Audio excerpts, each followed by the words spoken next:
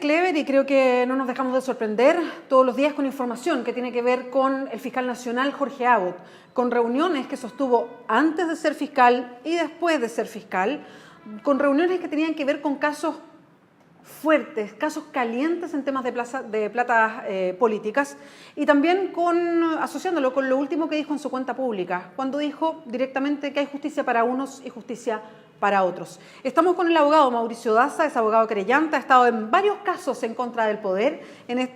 Vamos a hablar con él ahora a propósito de que él representa a Ciudadano Inteligente en los casos de platas políticas, en el caso Penta, en el caso SQM y también Corpesca. Mauricio, ¿cómo está? Muchas gracias por acompañarnos. Muchas gracias por la invitación. Lo primero y bien directo, ¿cómo califica lo que hemos conocido, estos 3 episodios que involucran al fiscal nacional Jorge Abbott? Bueno, obviamente son actuaciones impresentables que dan cuenta de la poca afección que tiene Jorge Abbott respecto al principio de transparencia y probidad en la función pública. Perdón, usted está diciendo, ¿aquí hay un arreglín o se nota un arreglín? Bueno, parece bastante evidente de que no hay una voluntad real de poder completar de manera seria las investigaciones relativas a financiamiento ilegal a la política. Por el contrario, todo indica que lo que se pretende es precisamente poner una lápida para no poder indagar de manera profunda todas las aristas vinculadas a los hechos que se han denunciado. La verdad que hay muchos cabos sueltos los cuales todavía están pendientes y que al parecer nunca vamos a conocer con mayor detalle. Esto significa, y es lo que hemos visto, digamos, que en los casos Penta no hay nadie preso, en los casos de SQM al parecer tampoco. Corpesca lo deja a un lado porque se están pidiendo 20 años en contra de un parlamentario o del ex senador Jaime Orpiz. Pero en los casos Penta y SQM no irá nadie preso. O sea, la verdad que ninguna persona que sea relevante para la gestión del poder público hoy día en nuestro país va a ser afectado de manera alguna. Siempre se habla del caso de Marco Enrico Minami, el caso de Jaime Orpiz, pero son personas que no inciden en ese ámbito hoy día, ¿no? Y por lo tanto son como las personas que van al sacrificio, entre comillas, más allá que existe mérito objetivo también para sostener que ellos habrían incurrido en hechos delictuales. Por lo tanto, de esa perspectiva, la verdad que el arreglo parece perfecto, ¿no? Lo que se hace es decir, mire, ¿sabe qué? Vamos a llevar a estas personas a juicio para dejar un poco tranquila la opinión pública. Respecto de las personas que saben más, como Patricio Contese, vamos a instar también a una salida alternativa, entre comillas, que involucre que no va a pasar un día preso, y se le coloca lápida a todas estas causas. Yo creo que más que adecuar el proceso a la situación de determinado imputado, acá hay un objetivo global, que es que no se profundice la investigación respecto a estas redes de corrupción, que tanto en Penta como en SQM y también en Corpesca afectaron a gran parte de la política de nuestro país.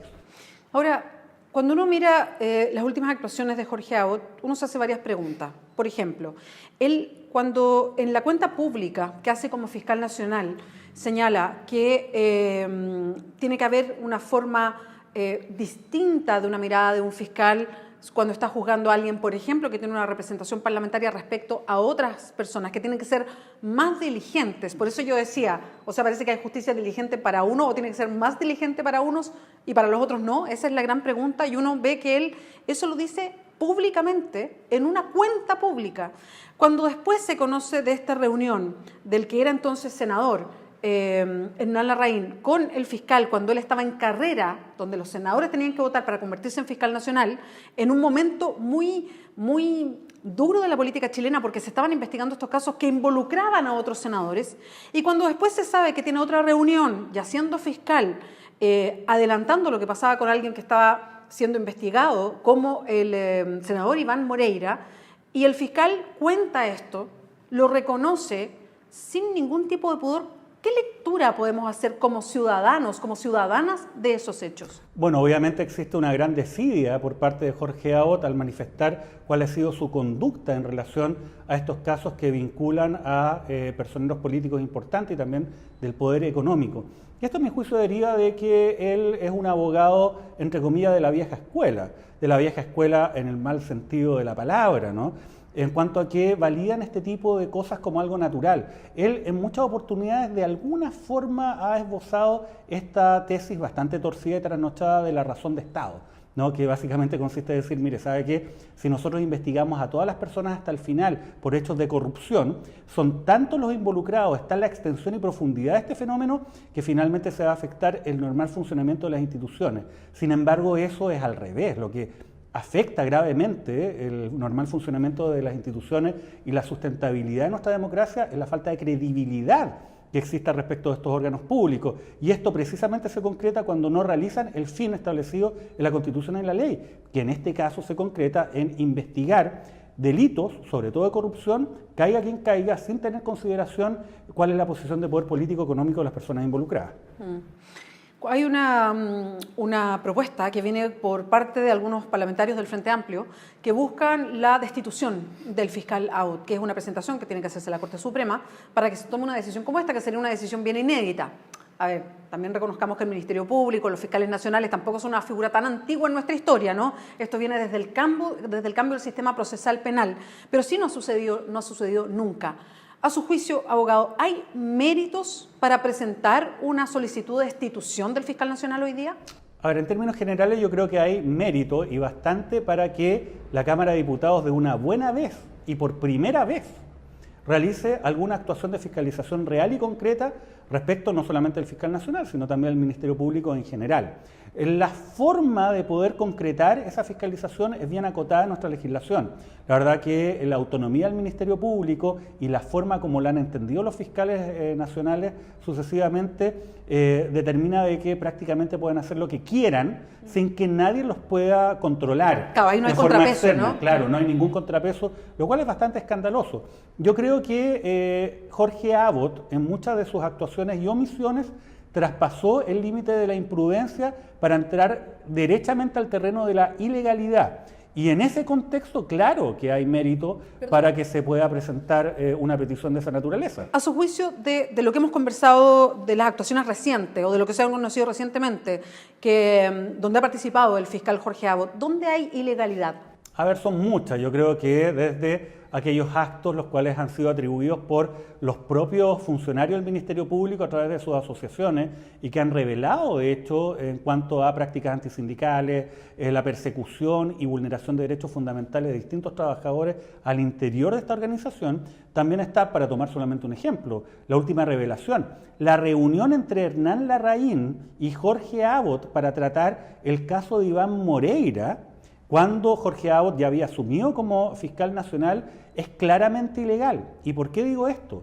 Porque resulta que Jorge Abbott se había inhabilitado al momento de asumir para conocer el caso Penta por el nexo de parentesco que tiene con el principal imputado, que es Carlos Délano. Y en ese contexto él dijo, bueno, yo no voy a conocer de esta causa, la va a conocer el fiscal Manuel Guerra. No obstante todo aquello, resulta que le piden una reunión para hablar del caso Penta y trata este caso, del cual él mismo se había inhabilitado, con un senador quien ni siquiera es parte en el proceso. Hernán Larraín no es interviniente en este caso. Entonces eso es bastante escandaloso, pero además a mi juicio es ilícito.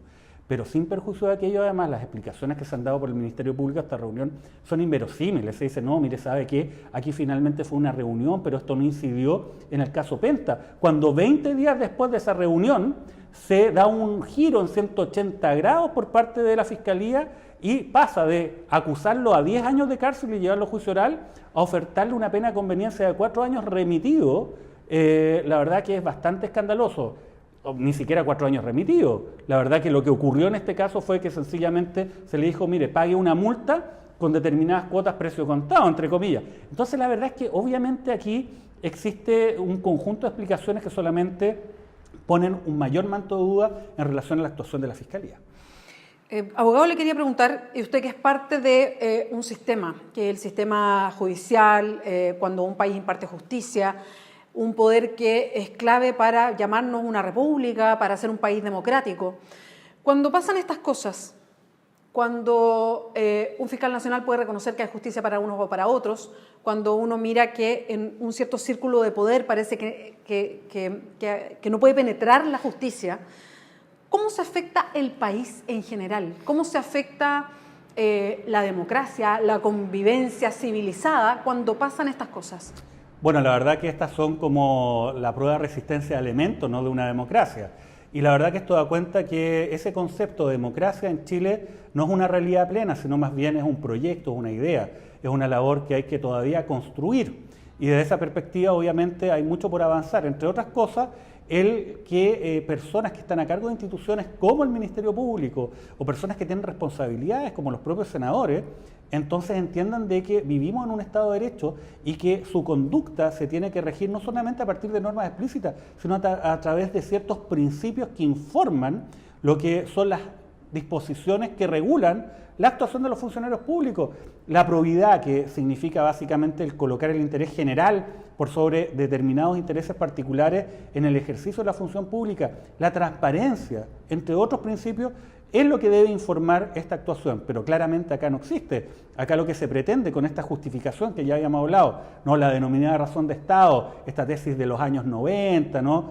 Tipo Mob-Gate, la verdad que yo creo que no tienen espacio ni cabida hoy día en un Chile del siglo XXI, pero mientras tengamos personas que están mirando hacia el siglo pasado a cargo de instituciones que deben proyectarse al nuevo milenio como el Ministerio Público, la verdad que obviamente hay un conflicto que es difícil de poder zanjar.